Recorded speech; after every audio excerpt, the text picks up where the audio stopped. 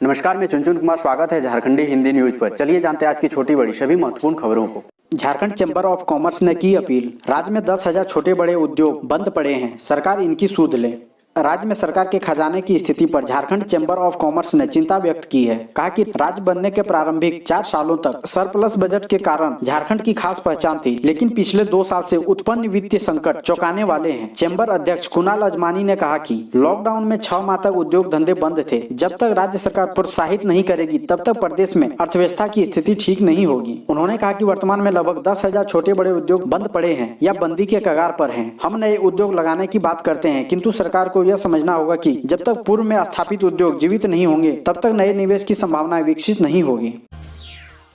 अपने पिता शिबू सोरेन के साथ नेमरा पहुंचे हेमंत सोरेन। कहा, हमारी सरकार जन आकांक्षाओं की सरकार है। सीएम हेमंत सोरेन व राज्यसभा सांसद शिबू सोरेन शुक्रवार को अपने पैतृक गांव नेमरा पहुंचे। सीएम श्री हेमंत सोरेन ने नेमरा स्थित अपने निवास में ग्रामीणों की समस्याएं सुनी। यहां आसपास क्षेत्र के विभिन्न गांवों से पहुंचे फरियादियों ने भी अपनी समस्याओं से मुख्यमंत्री को अवगत कराया। सीएम हेमंत सोरेन ने कहा कि हमारी सरकार जन आकांक्षाओं की सरकार है। गाँव, गरीब, किसान, महिला एवं नौजवान के समग्र विकास के लिए हमारी सरकार प्रतिबद्धता के साथ कार्य कर रही है। सीएम ने फरियादियों को उनकी समस्या का जल्द निराकरण करने का भरोसा दिया।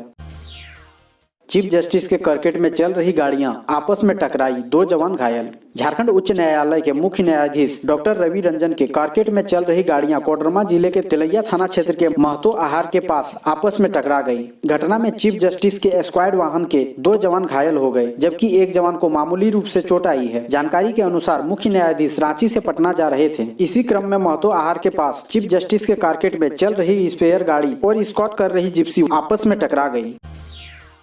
झारखंड के बाजार में आ गया धोनी ब्रांड टमाटर, लोग जल्द ले सकेंगे ब्रोकली का जायका।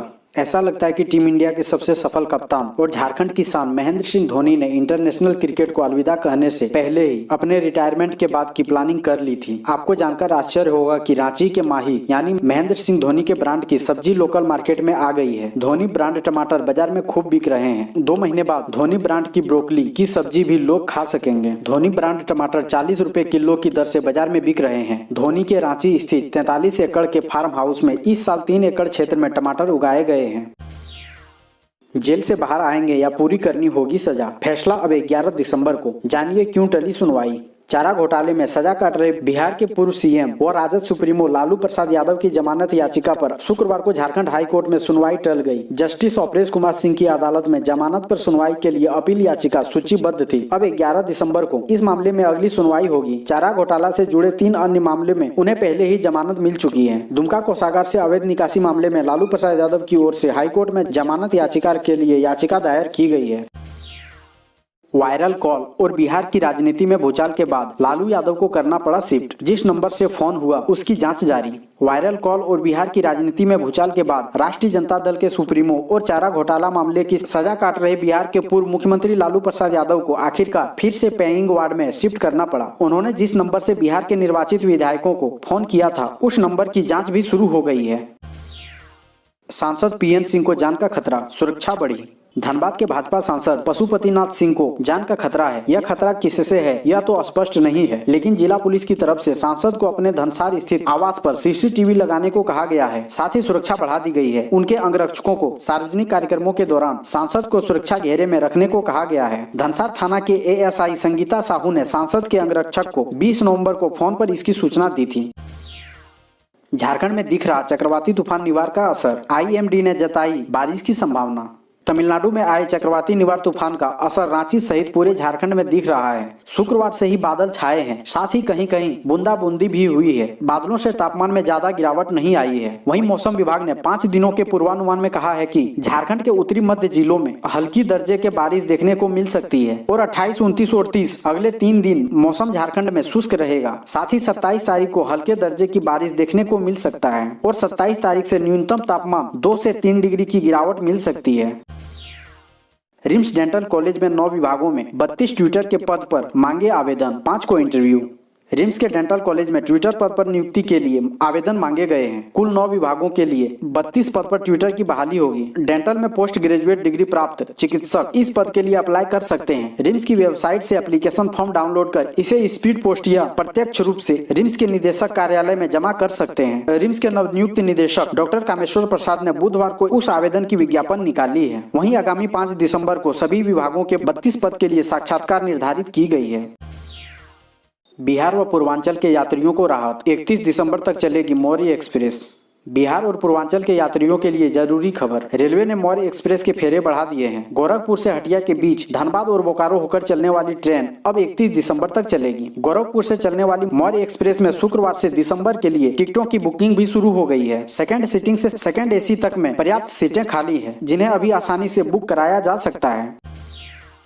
हेलो, आप कैसे हैं? सुबह 10 बजे के बाद आपके घर में भी आ सकता है फोन। सुबह 10 बजे के बाद आपके घर में भी जिला सर्विलांस विभाग की ओर से फोन आ सकता है। इस दौरान आपका हालचाल पूछा जाएगा। अगर कोई परेशानी हो तो आप बता सकते हैं। उसके आधार पर आपकी समस्याएं दूर करने की कोशिश की जाएगी। दरअसल कोविड को मात दे चुके लोगों का हालचाल जानने के लिए जिला सर्विलांस विभाग की तरफ से यह पहल की जा रही है। जिला सर्विलांस पदाधिकारी डॉक्टर साहिर पॉल ने बताया कि कोविड से ठीक होने के बाद भी कई लोगों में थकान, कमजोरी, सांस फूलना, ठीक से नींद नहीं आना, चक्कर आना, जोड़ों में दर्द होने की समस्याएं देखी जा रही है। वैसे लोगों को विशेष ध्यान देने की जरूरत है। ऐसे में विभाग भी उन लोगों पर विशेष नजर रखने का प्रयास कर रहा है।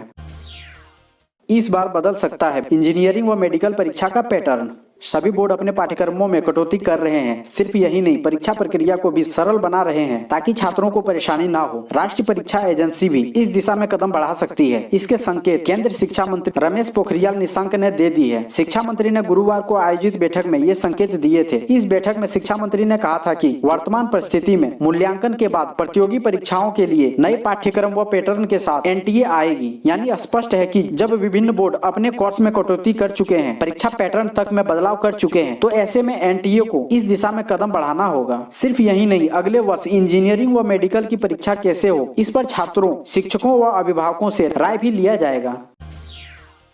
चीन को भारत का एक और झटका, सेना की वर्दी के लिए चीनी कपड़े की जगह लेगा भारतीय कपड़ा। देश में सेना की वर्दी बनाने में इस्तेमाल किए जाने वाले चीनी और अन्य विदेशी कपड़े की जगह इस्तेमाल के लिए रक्षा अनुसंधान एवं विकास संगठन भारतीय कपड़ा उद्योग को धागे के उत्पादन में मदद कर रहा है। इससे इस क्षेत्र में आयात पर निर्भरता घटाने में मदद मिलेगी। DRDO में directorate of industry, interface and technology management के निदेशक डॉक्टर मयंक द्विवेदी ने बताया कि भारतीय सेना की गर्मियों के वर्दी के लिए ही करीब 55 लाख मीटर कपड़े की जरूरत होती है और अगर नौसेना, वायुसेना और अर्धसैनिक बलों की सभी जरूरतों को जोड़ लिया जाए तो यह जरूरत प्रति वर्ष 1.5 करोड़ मीटर से ऊपर पहुंच जाती है। देश में कोरोना के बढ़ते मामलों पर सुप्रीम कोर्ट चिंतित, कहा कड़ाई से हो नियमों का पालन। सुप्रीम कोर्ट ने भारत में कोरोना वायरस संक्रमण के बढ़ते मामलों पर चिंता जताई है। कोर्ट ने कहा है कि जब तक कोरोना की वैक्सीन नहीं आती है तब तक नियमों का कड़ाई से पालन होना चाहिए। मास्क का इस्तेमाल और शारीरिक दूरी का सख्ती से पालन जरूरी है। कोर्ट ने कहा कि कड़े उपाय की जरूरत है और केंद्र सरकार को पूरे देश में गाइडलाइन लागू करने का निर्देश दिया है। कोर्ट ने राजकोट के कोरोना अस्पताल में लगी आग पर स्वतः संज्ञान लिया है। इसी मामले की सुनवाई करते हुए यह बातें कही।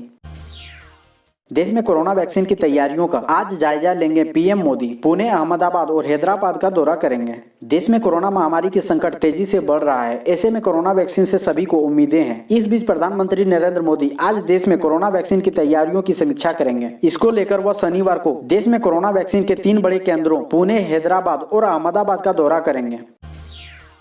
MiG-29K का ट्रेनिंग विमान हुआ दुर्घटनाग्रस्त, एक पायलट मिला और दूसरे की तलाश जारी। MiG-29 का एक ट्रेनिंग विमान दुर्घटनाग्रस्त हो गया है। इस घटना में एक पायलट को खोज निकाला गया है जबकि दूसरे पायलट की तलाश जारी है। भारतीय नौसेना ने इसकी जानकारी दी है। नौसेना ने बताया कि समुद्र में परिचालन करने वाला एक MiG-29 के ट्रेनिंग विमान 26 नवंबर को लगभग 5 बजे दुर्घटनाग्रस्त हो गया। इस दुर्घटना में एक पायलट मिल गया है और दूसरे पायलट की तलाश जारी है। इसके लिए वायु और सतह इकाइयों को लगा दिया गया है।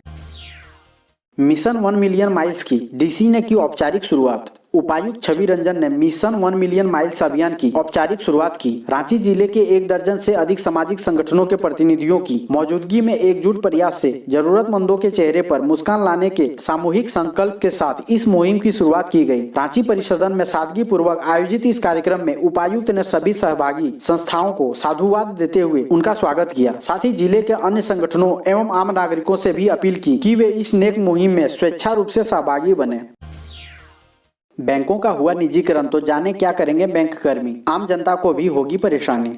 बैंक यूनियनों का आरोप है कि केंद्र सरकार बैंकों का निजीकरण कर कॉर्पोरेट सेक्टर को वित्तीय लाइसेंस देने की तैयारी कर रही है। चालू वित्त वर्ष में ही केंद्र सरकार द्वारा कई राष्ट्रीयकृत बैंकों का दूसरे बैंकों से विलय किया गया है, लेकिन अब बैंक यूनियन निजीकरण से डरी हुई है। बैंक यूनियन का कहना है कि यदि बैंकों का निजीकरण हुआ तो वे चुप नहीं बैठेंगे, क्योंकि इसका सीधा असर बैंक कर्मचारियों की नौकरी और सुविधाओं पर पड़ेगा। इसके विरोध में देश भर के बैंक कर्मचारी अनिश्चितकालीन के लिए हड़ताल पर चले जाएंगे।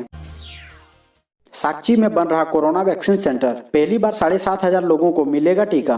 कोरोना का वैक्सीन जल्दी ही आने वाला है। इसकी तैयारी पूर्वी सिंहभूम जिले में भी शुरू हो गई है। साक्ची जेल चौक स्थित पुराना सिविल सर्जन कार्यालय में कोरोना वैक्सीन सेंटर बनाया जा रहा है। इसके लिए रांची से एक वॉकिंग कूलर व वॉकिंग फ्रीजर आएगा, जो विभाग से पास हो चुका है। इसमें कोरोना वैक्सीन 2 से 8 डिग्री तापमान में रखा सकेगा। वैक्सीन सेंटर को सुरक्षित रखे जाने को लेकर पुराना सिविल सर्जन कार्यालय में चारों तरफ से 4 दीवारी का निर्माण किया जा रहा है। वैक्सीन की निगरानी के लिए डीसी की अध्यक्षता में टीम भी होगी।